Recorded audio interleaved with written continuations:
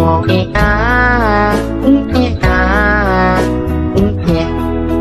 been a really, really messed up week. Some days told you, some days better. La la la, la la la. Nah, tapi tepat pada saat mereka udah mau sampai di pintu keluar pemakaman, Wak, tiba-tiba ada suara ledakan besar gitu dari area pemakaman belakang. Terkejutlah mereka semua. Nah, pas mereka tengok ke belakang, Wak, ke area makam itu, rupanya ledakan tadi berasal dari 2 makam yang baru saja selesai ditutup, which is makamnya Mak Unyeh dan Teh Siti. Hai, wassalamualaikum warahmatullahi wabarakatuh. Terima kasih sudah klik video ini. Di malam ini aku datang kembali dengan membawakan satu kisah horor, Wak, part 289, Wak. Nah, mungkin kisah ini akan mengingatkan kalian sama masa-masa KKN, kuliah kerja nyata, dimana pada saat itu mahasiswa akan membentuk tim dan juga melakukan pengabdian ke daerah-daerah tertentu.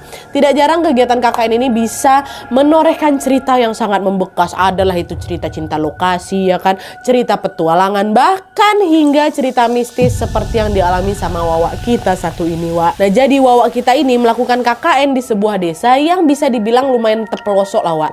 Nah, di tengah kegiatan KKN-nya ini, dia dan teman-teman yang ngelihat ada serentetan kejadian horor yang menggegerkan masyarakat setempat pada masa itu.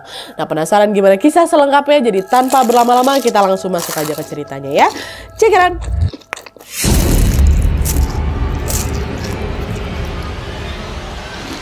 Oke, Wak, jadi kisah yang sekarang aku ceritakan malam ini dikirim sama Wawak kita yang bernama Tante Tira dari Jakarta. Halo Tante Tira. Nah, kisah ini terjadi kurang lebih 30 tahun yang lalu, Wak, dan dialami langsung oleh Tante Tira beserta teman-teman KKN-nya pada saat mereka melakukan KKN di sebuah pedesaan di Jawa Barat. Kita sebut aja lah nama desa di Jawa Barat ini Desa Karawa, ya. Ini nama samaran ya. Dan juga tanpa mengurangi rasa hormat, supaya lebih mudah dalam penyebutan, kita sebut langsung namanya Tante Tira aja, ya, Tira gitu. Nah, jadi, Wak, ceritanya sekitar pertengahan tahun 1994, Tira melaksanakan KKN bersama teman-teman satu timnya ke Desa Kara, Jawa Barat. Nah, di tim KKN ini, Wak, ada 16 orang yang berasal dari fakultas yang berbeda-beda. Masing-masing fakultas diwakili oleh 2-3 orang. Mereka pun berkumpul di sebuah terminal dan berangkat menggunakan bis selama 3-4 jam perjalanan menuju ke lokasi KKN tadi, yaitu ke Desa Kara. Setibanya di Desa Kara, mereka melakukan pembentukan kelompok dulu nih untuk pembagian tempat tinggal. Dan pada saat itu diputuskan kalau 7 anggota perempuan menempati rumah lama sekretaris desa yang baru saja dikosongkan seminggu sebelum tim KKN ini tiba dan disebut sebagai sekretariat, ya. Lalu terpaut jarak beberapa rumah dari sekretariat, Wak, anggota laki-laki yang berjumlah 9 orang atau sisanya menempati sebuah rumah besar di ujung desa yang lokasinya berbatasan dengan hutan. Nah, rumah itu terdiri dari satu ruang tengah, 3 kamar tidur, 1 dapur, dan juga 1 kamar mandi di bagian belakangnya. Di bagian teras rumah itu ada sebuah lincak atau kursi panjang yang terbuat dari bambu, kata Wawak. Pokoknya khas kali rumah pedesaan lah, Wak. Dan selanjutnya rumah ini disebut dengan base camp. Jarak antara base camp dengan rumah tetangga terdekat itu sekitar 100 meter. Jadi kalau misalnya mereka mau ngobrol, rapat, atau saat beraktivitas lainnya nggak akan ngeganggu tetangga di situ. Lumayan jauh lah jaraknya dengan tetangga terdekat. Nah, jadi di sini cewek-cewek tinggal di sekretariat, cowok-cowok tinggal di base camp, ya. Nah, pada saat itu, Wak, di tahun itu, ya, kondisi jalanan di sekitar base camp, sekretariat, dan juga perkampungan ini belum sebagus sekarang katanya. Di sana rata-rata jalanan itu masih berupa tanah yang dipadatin atau dicor pakai semen tipis. Ditambah lagi listrik di daerah itu juga belum merata. Jadi masih banyak rumah-rumah yang penerangan yang masih menggunakan lampu teplok atau lampu minyak tanah tuh, Jadi pada saat malam tiba kondisi desa tuh cukup gelap, Wak, katanya. Nah, untungnya sekretariat dan base camp yang ditinggali tim KKN Tira ini punya cukup penerangan dengan daya listrik yang seadanya, Wak. Jadi nggak gelap kali lah kaminat, kata gitu.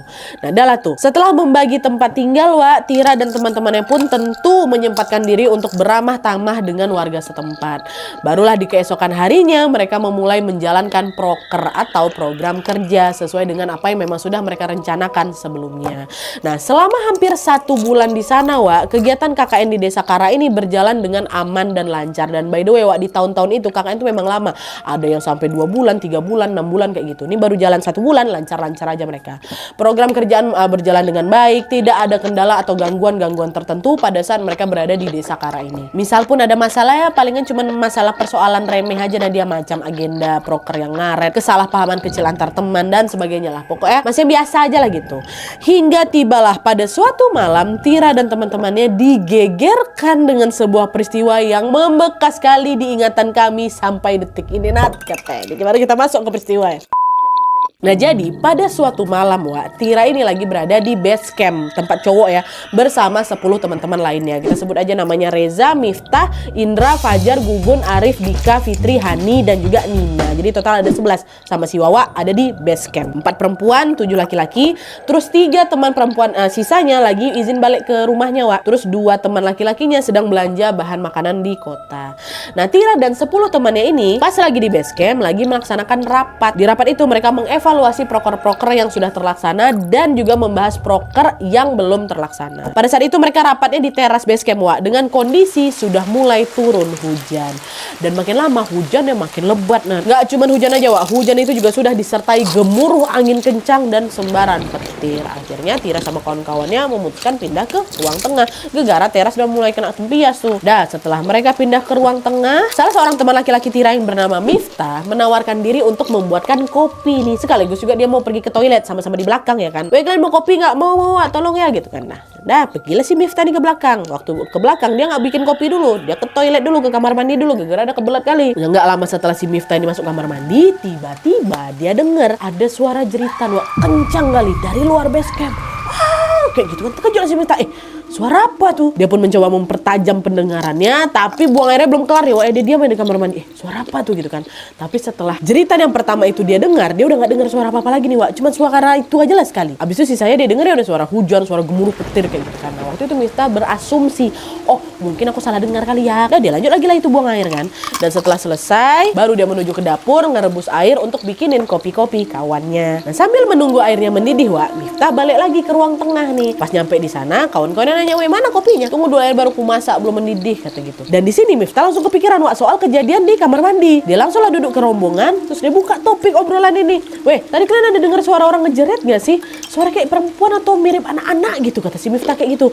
Nah, dengar pertanyaan si Miftah, seisi ruangan langsung pandang-pandangan dia. Hah? Gak ada, dari tadi yang kami dengar cuma suara-suara kami aja sama suara hujan nih lah, kata mereka. Betul, memang kami gak dengar. Nah rumah tuh juga bukan besar-besar kali gitu loh, ya biasa lah rumahnya pas lah gitu. Cuman kami gak ada dengar suara jeritan. Nah udahnya karena tidak ada satupun yang dengar suara jeritan itu, dah Miftah pun gak ngelanjutin obrolannya. Berarti aku mungkin salah dengar kali tadi itu ya gitu. Nah dia memutuskan untuk melupakan kejadian itu dan lanjut lagi lah nih balik ke dapur bikinin kopi buat temen-temennya. Dah menjelang tengah malam, nih masih di hari itu ya, menjelang tengah malam rapat tim KKN mereka pun selesai. Tapi hujannya belum reda, malah makin deras lagi di situ. Nah kondisi inilah yang membuat si Tira sama teman-teman perempuan lainnya nggak bisa lah balik ke sekretariat atau tempat tinggal mereka kan. Jalanan becek, belumpur, licin, gelap pula, hujan, angin pula inilah kan. Akhirnya diputuskanlah mereka berempat yang cewek-cewek ini nginap di base camp, di tempat cowok-cowok. Di base camp itu kan ada 3 kamar kan Nah Tira sama kawan-kawan perempuan lainnya ini tidur di kamar kedua, jadi nggak nyampur sama cowok-cowok ya. Tidurlah mereka istirahat nih. Nah dah tuh, karena capek dan ngantuk kali mungkin Tira sama kawan-kawannya kecuali Fitri udah tertidur duluan nih. Tapi baru beberapa jam lagi tuh tertidur, nah dia Tira kebangun gegara dia keganggu sama suara ketokan yang entah dari mana suara itu. Tok tok tok kayak gitu. Nah ketukan itu terdengar sayup-sayup gitu kan. Tira dengar suara itu tapi dia nggak langsung buka mata. Dia cuma kebangun aja, suara ngetok gitu. Dah dia coba tidur lagi. Tapi baru dia mau tidur, suara ketokan itu makin keras lagi, tok tok tok tok tok tok tok gitu. Gak lama bunyi, suara dari pintu kebuka Terkejut si Tira, apa tuh? Dia langsung buka matanya, dia tolehlah ke arah pintu kamar. Nah remang-remang dia nengok ada seseorang yang berdiri di ambang pintu. Nah orangnya lagi macam ngobrol lirih sama orang lagi di luar pintu. Waktu dia tengok lagi sama si Tira kan, rupanya itu kawan ya, bukan macam-macam. Fitri kan belum tidur kan. Fitri lagi ngomong sama orang, ditanya lah, ngapa Fit? Kenapa kok belum tidur gitu? Udah sih aku baru mau tidur tadi, tapi kebangun gara-gara ada yang ketok pintu katanya. Nah gak lama muncul orang dari balik pintu tuh, si Reza rupanya. Jadi lagi ngobrol depan itu si Fitri sama Reza. Terus satu Reza dan nongol kan si Tira udah bangun nih. Reza tiba-tiba ngomong kayak gini, Ra, kok bisa keluar bentar nggak? Penting katanya. Dia ngajak si Tira sama Fitri ngumpul dulu di ruang tengah buat ngobrolin sesuatu. Bangunlah aku Nadia sama si Fitri berdua aja nih. Nurut, ikutlah ke ruang tengah. Nah rupanya di sana udah ada seluruh anggota laki-laki semua yang ada situ terduduk ya kan. Dan wajah mereka serius sekali, serius sekali. Di situ aku udah ngerti ini pasti terjadi sesuatu nih gitu kan. Dah Tira ikut nimbrung kan, duduk di situ. Terus Reza buka obrolan. Tira, Fit, kalian ingat nggak tadi kalau Miftah bilang dia dengar suara jeritan dari kamar mandi? Iya ingat aku. Ngapa rupanya? Nah tadi kami dengar juga suara itu lagi Wak. Gak cuma Miftah aja, kami semua dengar. Iya ya, suara tuh macam dari arah rumah di ujung belakang base camp kita tuh. Ingin lu kali kami dengarnya macam ngerintih kali dia tuh. Ada lagi kawan laki-laki yang nimpalin kan. Nah denger itu Tira langsung ingat kalau memang Nadia di belakang base camp cowok itu ada sebuah kebun. Nah di ujung kebun itu ada rumah kecil. Nah rumah ini ditinggali sama seorang ibu muda dan juga mertuanya. Nama ibu mudanya Teh Siti, nama mertuanya Mak Unyeh. Nah Teh Siti ini baru aja ngelahirin bayinya seminggu yang lalu dan aku sama kawan-kawan juga sempat ngejenguk ke sana bawain kebutuhan bayi lah buat si Teh Siti ini. Tapi waktu kami nyampe rumahnya, rumah tuh sepi kali Nadia, nggak ada laki-laki yang tinggal di rumah tuh. Barulah dari situ kami tahu kalau ternyata suami mereka berdua, suaminya Teh Siti sama suaminya Mak Unya ini lagi pergi ngerantau ke Jakarta dan udah lama kali nggak balik. Bahkan waktu Teh Siti ini melahirkan, nah mereka nggak balik loh. Jadi mereka tinggal berdua aja sama ngerawat bayi yang baru lahir tuh. Nah Reza sama kawan-kawan laki lain menduga kalau suara jeritan itu berasal dari rumahnya Mak Unye. Karena takut terjadi apa-apa sama Teh Siti dan juga Mak Unye, Reza pun mengusulkan untuk ngecek rumah mereka ya kan. Nah pada saat itu diputuskan yang akan pergi ke sana Reza ditemani sama si Miftah yang pertama kali bikin kopi itu. Nah Miftah ini nemanin dia soalnya Miftah yang badan paling kekar lah dia, paling gagah lah dia. Dan dia juga jago bela diri. Jadi kalau misalnya ada penjahat atau amin-amin ada apa-apa lah sejenisnya di rumahnya Mak Unye itu bisa dilawan sama si Miftah ya kan. Pergilah nih mereka berdua, Reza sama si Miftah. Ya weh, kalau pergi ngecek hati-hati ya gitu. Nah pada saat itu Reza sama Miftah membawa perlengkapan seadanya mereka bawa senter sama mereka bawa HT untuk memudahkan komunikasi. Karena waktu itu belum ada HP Nadia. Jadi komunikasi kami selama di sana ya memang pakai HT itulah. Waktu itu jam sudah menunjukkan pukul 12 malam. Reza sama Miftah memberanikan diri pergi ke rumahnya Mak Unyeh lewat pintu belakang ya kan. Sementara Tira sama kawan-kawan yang lainnya nunggulah itu dari dalam base camp. Suasana malam itu Nadia sunyi kali. Meskipun hujan udah berhenti ya nggak ada suara khas dengkingan kodok setelah hujan tuh loh. Bahkan bunyi-bunyi serangga yang nggak ada waktu tuh. Tira langsung ingat ucapan omnya yang pecinta alam ini. Si om ini pernah bilang alam yang terlalu sunyi itu bukanlah pertanda baik. Itu yang ku ingat waktu itu Nadia. Agak merinding juga aku waktu misalnya ingat ucapan itu dari om aku. Betul sesunyi itu. Ditambah lagi area sekitar base camp ini kan berbatasan sama hutan dan kebun-kebun kan. Wah malam itu juga sunyi kali, apa nggak merinding kami di situ. Tapi udah pikir positif aja, semoga nggak kenapa-napa kata mereka kayak gitu. Dah mereka tunggu kabar lah ini Reza sama Miftah di base camp kan. Reza sama Miftah udah cabut. Dah tuh, setelah beberapa menit berlalu, mereka belum juga dapat kabar dari Reza sama Miftah. Makin khawatir lah orang-orang di base camp nih. Padahal jarak dari base camp sama rumah Mak Unye itu nggak begitu jauh kok. Nih ngapa mereka nggak ada kabar di HT ini? Terus ngapa juga mereka belum balik? Nah karena khawatir terjadi sesuatu sama mereka, Indra yang waktu itu ada di base camp memutuskan untuk duluan ngubungin Reza lewat HT itu. Mereka janjian nanti kau yang hubungin kami ya. Karena mereka nggak ada kabar, yang base camp inilah ngubungin si Reza Miftah. Waktu dihubungi nggak kesambung. Panggilan pertama, panggilan kedua juga belum ada jawaban. Waktu panggilan ketiga, kedengeran ada suara Reza dari seberang sana. Suaranya gemetar, Nat. Ndra, ntar dulu Ndra. Nanti aja waktu balik aku cerita ya. Tunggu dulu, bentar dulu. Kata si Reza kayak gitu, Wak. Terus langsung diputuskan sambungan HT tuh. Makin cemas lah kami yang ada di base camp nih. Kenapa nih? Ngapa? Mana suara si Reza juga gemetaran kan, Wak? Ini pasti ada yang nggak beres nih, woi. Susul aja lah nggak kesana, kata mereka. Udah tunggu aja. Kan tadi Reza bilang suruh tunggu di sini. Udah tunggu aja dulu. Udah tuh mereka berdoa ya Allah semoga nggak kenapa-napa nih Reza sama Miftah kan. Nggak lama dari situ, barulah balik Wak Reza sama Miftah. Balik ke base camp, pucat muka mereka kan. Macam orang ketakutan kali dia. Waktu nyampe ini mereka nggak langsung cerita. Tapi yang ada mereka langsung mencet HT dan ngubungin Pak Kades. Pak Kades juga pakai HT itu waktu itu. Tunggu dulu. Hubungin Pak Kades kata si Reza. Kata Subhanallah. Waktu itu sebenarnya Reza ini nggak yakin Pak Kades bakal ngangkat panggilan ini apa enggak. Soalnya kan jam 12-an malam kan, Wak. Udah hubungin aja dulu. Tapi untungnya Pak Kades balas panggilan itu, Wak. Halo Pak Kades. Iya halo kata Pak Kades kan. Nah dari seberang sana, dari tempatnya Pak Kades, nggak cuma kedengaran suara Pak Kades aja, Wak. Tapi juga ramai suara orang-orang di sekitarnya Pak Kades. Nah rupanya waktu itu Pak Kades ini memang lagi berada di sebuah sekolah yang ketimpa pohon tumbang gara-gara hujan lebat tuh lah. Ya ayan naon jang, kata si kades kan. Pak saya ada keperluan sama bapak, tolong bapak datang ke base camp kami sekarang pak ya, penting pak. Kalau bisa bapak datang bawa Pak Mantri sama Pak Kiai juga, kata Reza kayak itu.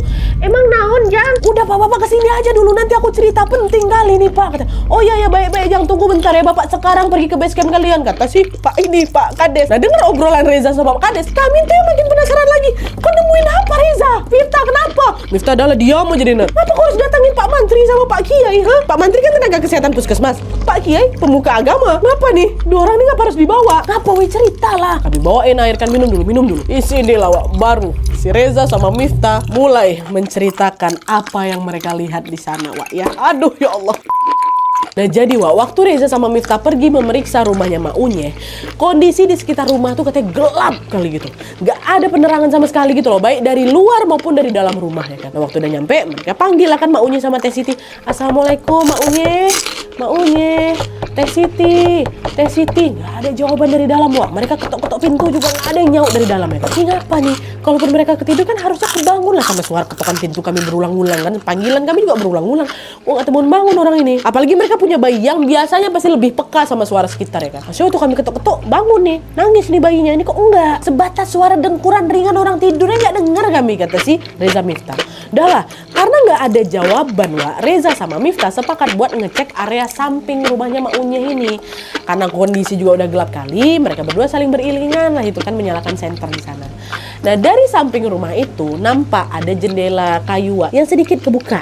Iya kan, dan ternyata ada seberkas cahaya remang-remang macam cahaya dari lampu teplok gitu loh, kelihatan dari balik jendela itu. Dan mereka ngedekat ke jendela, dibuka lah agak lebar jendela tuh kan. Kemudian Reza menyorotkan senternya ke dalam rumah untuk bisa membantu penerangan. Dan seketika Reza kagetnya karena ngelihat di sana waktu nyorotin senter, dia ngelihat Mak Unye lagi terbaring kaku di atas lantai, mukanya pucat, matanya tebelalak, mulutnya nganga lebar. Nggak sampai di situ aja, di samping kirinya Mak Unye juga terbaring kaku. Ya Allah, seorang bayi mungil yang baru berusia semingguan. Dan di samping bayi itu terbujur kaku juga tubuhnya Teh Siti dengan kondisi yang sama macam Mak Unye wak. Mulutnya tengah lebar, matanya tebelalak, melotot. Berdua kayak gitu, ada satu bayi di tengah-tengah mereka. Apa nggak gemetar si Reza sama Miftah waktu itu, hampir jatuh apa mereka tuh, senter mereka. Macam mana nggak show di tengah malam, tengah hutan, tengah kebun, nengok ada 3 jasad terbujur kaku, kondisinya kayak gitu pula. Wah astagfirullah, ditutup sama mereka.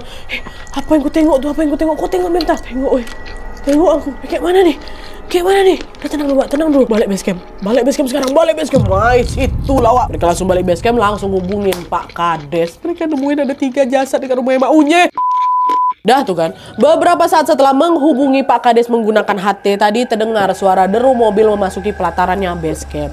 Dari dalam mobil munculan betul, ada Pak Kades, ada Pak Mantri sama Pak Kiai sama 2 orang macam hansip gitu lah, Wak. 2 orang yang lagi ronda malam itu. 5 mereka datang kan. Nah, singkat cerita di situ Reza langsung buka suara, Pak, kami lihat ada 3 jasad di rumah Mak Unye, Teh Siti sama bayinya mati, Pak. Hah, serius kamu? Serius, Pak? Makanya lo Pak, kita cek Pak. Lo Pak Kades sama semuanya langsung berlari kan ke rumahnya Mak Unye, ditemani sama Reza sama Miftah aja, nggak semuanya ikut dia. Reza Miftah yang balik lagi ke sana. Udah kalian tunggu di sini. Nah, sesampainya di rumah Mak Unye, Wak, mereka langsung masuk lah itu ke dalam. Mereka juga nggak kalah kaget waktu nengok kondisi Mak Unye Teh Siti itu. Pak Mantri kan ada di situ kan, langsung lah diceknya Mak Unye, Teh Siti sama bayi yang belum dikasih nama ini, dan memang ketiganya sudah dipastikan meninggal dunia. Wak, meninggal mereka bertiga. Dan setelah Pak Mantri memeriksa kondisi jenazah mereka bertiga, Wak, Pak Kades dan lainnya juga ikut memeriksa kondisi sekitar jenazah. Dan anehnya di sini, Wak, waktu dicek lebih dekat lagi, kondisi di sekitar mereka ini bersih tuh loh, bersih, nggak ditemukan bercak darah, obat-obatan atau barang-barang yang bisa menyebabkan kematian gitu, nggak ada benda tajam, nggak ada racun, nggak, pokoknya rumah tuh pun juga rapi. Jadi memang bersih area tuh, cuman ada 3 jenazah aja di situ. Jadi macam mereka dipindahkan ke situ tuh loh, Wak. Tapi nih, nggak lama setelah itu Pak Mantri menemukan ada tanda aneh di tubuh mereka, Wak. Jadi di lengan kanannya Mak Unye ditemukan 2 tanda titik kecil warna merah. Nah, macam gigitan ular, Wak. Ya, dan gak cuma Mak Unye, tubuhnya Teh Siti sama bayinya juga ditemukan tanda yang sama. Kalau Teh Siti di betis kirinya, kalau di bayi, Wak, di paha kanannya. Ya. Nah awalnya mereka mikir, oh mungkin Mak Unye, Teh Siti sama bayi ini meninggal gara-gara dipatok ular nih ya kan. Kayaknya bukan lah. saya malah lihat kayak kematian mereka ini disebabkan sesuatu yang nggak biasa. Coba kalian lihat, biasanya orang yang terpatok ular nggak kayak gini kondisinya, mata mulut terbuka lebar kayak gini ha. Ini kayak ada sesuatu yang menyeramkan lah ini sebelum mereka meninggal, kata Pak Kiai kayak gitu. Terkejut lah orang-orang di situ ha. Tapi sejalan dengan perkataan Pak Kiai juga, si Reza sama Miftah juga mikir yang sama. Ciri kematian mereka ini kok kayaknya nggak wajar ya. Karena biasanya kalau terpatok ular nih nanti ya, biasanya kan di sekitar tanda titik merah itu pasti akan lebam, biru, keunguan gitu loh Wak. Atau di beberapa kasus juga ada yang sampai mengeluarkan busa dari mulutnya ya kan. Tapi di jenazahnya Mak Unyeh, Teh Siti sama bayinya nih Wak, nggak ada lebam sama sekali, nggak ada. Beneran cuman 2 titik, kayak gitu Mereka juga nggak ngeluarin busa dari mulut mereka. Yang terlihat ya cuma itu, mata mereka terbelalak, mulut mereka terbuka lebar, badannya kaku lurus kayak gini semuanya. Tapi udahlah, yang jelas saat itu Pak Kiai pun meminta Pak Kades untuk mengadakan pemakaman secepat mungkin Wak. Awalnya Pak Kades nolak ya kan, Pak janganlah Pak, kita tunggu aja suami Mak Unyeh ini pulang dulu. Pak Kiai bilang, kamu mau tunggu sampai kapan? Suami mereka ini nggak akan pulang. Bapak tahu sendiri kan, anaknya lahir aja dia nggak pulang kok. Jangan ditunggu kelamaan, kasihan ini. Udah lebih baik segerakan aja pemakamannya, malam ini aja langsung, kata Pak Kiai kayak gitu Wak. Nah, dengan penjelasan dari Pak Kiai, Pak Kades pun setuju lah kalau pemakaman waktu itu akan dilaksanakan pada saat itu juga. Dan dia nggak tunggu pagi, bahkan nggak nunggu disemayamkan malam itu juga. Kasihan, tengah malam tuh mau dikubur. Entah apa pertimbangannya nanti, tapi yang jelas malam itu juga langsung adakan pemakaman right now, kata si Pak Kiai mungkin. Nah adalah karena akhirnya setelah memeriksa kondisi mereka bertiga, Mak Unyeh, Teh Siti dan bayinya, beberapa di antara mereka baliklah ini Wak ke base camp. Dan sesampainya di sana, 2 hansip tadi langsung membangunkan beberapa warga, lalu menyiapkan masjid dan juga menggali 2 lubang di pemakaman desa Wak. Nah, sembari itu Reza sama Miftah juga ceritalah itu apa yang terjadi sama rumahnya Mak Unyeh ke Tira dan kawan-kawan waktu mereka datang yang kedua ini kan. Nah mendengar cerita tentang kematian Mak Unyeh dan juga Teh Siti, mereka semua nih kawan-kawannya si Tira dan Tira juga langsung menyimpulkan kalau suara jeritan yang mereka dengar beberapa waktu yang lalu itu bisa jadi itu suaranya Mak Unyeh atau Teh Siti sebelum mereka meninggal. Suara itu berasal memang dari belakang, dan satu-satunya rumah yang terdekat yang ada dekat belakang ya rumah mereka. Wah, ada ketakutan lah itu, semua heboh semua ya kan. Nggak ada tuh yang berani ikut ke pemakaman, cuma beberapa aja Wak yang mau ikut ke pemakaman Tira. Wawak kita ini Reza, Miftah yang nemuin, terus ada Arif, Hani sama Gugun. Begini mereka berenam ke pemakaman itu. Udah lah tuh kan, malam itu sekitar jam 3-an, malam itu juga langsung dikebumikan. Setelah jenazahnya Mak Unyeh, Teh Siti dan juga bayinya ini dikafani, Tira dan teman-teman dan juga beberapa warga kampung pun datanglah ini ke pemakaman desa. Waktu itu nggak rame, dia cuma 20 orangan aja lah yang menghadiri pemakaman itu, termasuk Tira sama kawan-kawannya ya. Nah proses pemakaman berjalan lancar waktu itu. Makamnya Mak Unyeh ini tepat berada di samping makamnya Teh Siti yang dikuburkan bersama bayinya. Jadi mereka dikuburkan satu liang. Nah setelah pemakaman selesai, Tira dan kawan-kawan bersama warga-warga yang lain pun mulai meninggalkan area pemakaman ya kan. Mulai itu mundur. Nah tapi tepat pada saat mereka udah mau sampai di pintu keluar pemakaman Wak, tiba-tiba ada suara ledakan besar dari area pemakaman belakang. Terkejutlah mereka semua. Nah pas mereka tengok ke belakang Wak, ke area makam itu, rupanya ledakan tadi berasal dari 2 makam yang baru saja selesai ditutup, which is makamnya Mak Unyeh dan Teh Siti. Dari 2 makam tuh Nadia aduh merinding. Dari 2 makam itu macam muncul asap tipis gitu lah, asap tipis yang bergerak ke pintu kompleks pemakaman. Nampak tuh sama mereka, kan di area center terus ada macam asap. Terus tiba-tiba asapnya ngarah ke pintu, ngarah ke kami. Asap tuh bergerak-gerak, terus bentuknya Wak, bentuknya yang kami lihat Wak ya, macam ular. Macam ular yang melata gitu loh. Dan dalam sekejap mata asap tuh tiba-tiba hilang aja dalam kegelapan gelap. Oke. Jadi asap tuh nggak naik ke atas, dia ke bawah, tapi kelihatan kayak ngeliu ular gitu loh. Dan langsung menjadi-jadi. Astagfirullahaladzim, apa tuh? Nah Pak Kiai kan ada di sana. Pak Kiai bilang, udah tenang, ayo kita kumpul lagi ke area makamnya Mak Unyeh sama Teh Siti, kata mereka. Kumpulan lagi mereka nih. Nah coba digali, kata Ustaz. Meskipun pada takut mereka di situ Wak, mereka tetap menuruti perintahnya Pak Kiai. Digali lagi kan makamnya mereka, digali ulang. Penggalian makam dimulai dari makamnya Mak Unyeh dulu Wak. Digali. Nah setelah digali, Pak Kiai sendiri yang turun ke bawah dan mengambil 3 bilah kayu padung, katanya kayu yang menutupi lubang jenazah nih kan. Dan setelah itu Pak Kiai mengangkat tangan dan berdoa. Kelihatan tuh dia berdoa, nggak lama beliau berlutut. Beliau bungkukkan badannya sambil membuka kain kafannya Mak Unyeh pelan-pelan. Kan ada dibuka tadi, buka kain kafannya. Dan waktu dibuka Wak, ya Allah, betapa terkejutnya Pak Kiai dan juga warga yang ada di sana, termasuk aku, Tira, dan juga kawan-kawan ya. Waktu dibuka, di dalam kain kafan itu nggak nampak tubuhnya Mak Unyeh. Nggak ada Wak. Yang muncul malah batang pohon pisang. batang pohon pisang. Shock lah mereka situ. Astagfirullahaladzim, kok batang pisang? Ada juga yang berlari tuh, dia ninggalin area pemakaman tuh. Wah, nggak betul.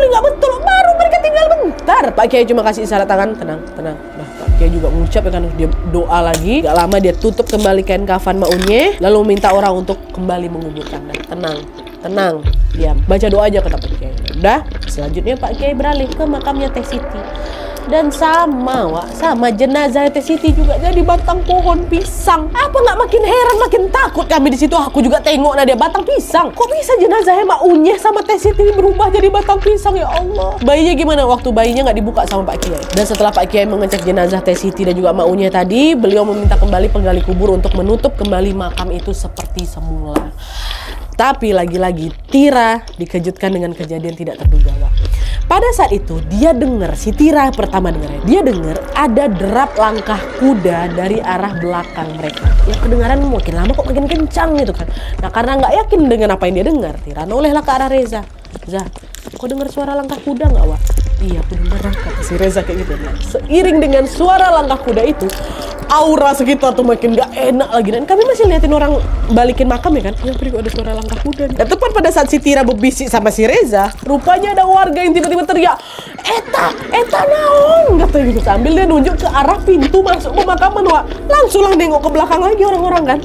Dan ternyata mereka semua 20 orang ini Nadia, termasuk aku, waktu ngeliat ke arah pintu makam, mereka ngeliat apa? Ada bayangan 2 ekor kuda yang lagi berderap keluar makam ya, Wak ya. Dan kuda itu masing-masing dinaiki sama 2 orang. Nah di kuda yang terakhir kelihatan bayangan seorang perempuan lagi gendong bayi. Dia duduk di belakang, kelihatan bayangannya. Nah di situ orang menduga itu jangan-jangan Teh Siti sama bayinya tuh gitu. Dan bayangan kuda ini melesat cepat dan udah hilang kayak gitu aja di kegelapan malam itu. Astagfirullahaladzim. Apa nggak makin ketakutan kami di sana kan? Baru kali ini mereka nengok kejadian sehoror itu, Wak. Nah setelah melihat kejadian yang nggak masuk akal tadi, Pak Kiai langsung berpesan, sudah kalian jangan menambah-nambahi apa yang kalian lihat tadi dengan bumbu-bumbu cerita yang tidak perlu ya. Kalau bisa udah jangan dibicarakan lagi, cukup simpan saja di kepala kalian. Warga iyalah ngangguk aja itu kami kanan. Mereka pun kembali menyelesaikan penimbunan tanah makamnya Pak Maunya dan Teh Siti. Lalu udah selesai baru berjalan keluar makam. Rame tuh, gak ada yang berani misahkan diri. Jalan berdempet-dempet kami tuh dia. Baca-baca doa aja kata Pak Pak Kiai. Nah barulah balik ke rumah masing-masing. Nah terus, Wak, beberapa waktu setelahnya beredarlah kabar kalau Maunya, Teh Siti dan juga bayinya ini diduga menjadi tumbal pesugihan yang dilakukan oleh suami mereka berdua.